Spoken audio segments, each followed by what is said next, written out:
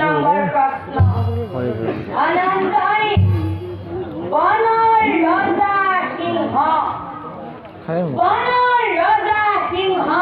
বিক্রমে বিধারী আর কিন্তু পকুর ভিতর শিয়ালে ঘুরত আর এই শিয়াল ঘুরত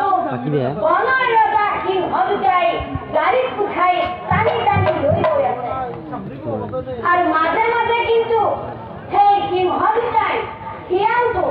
প্রভু প্রভু বুলি প্ৰণামো জনাই গৈ আছে ইয়াৰ উত্তৰ কি হ'ব ধনঞ্জয়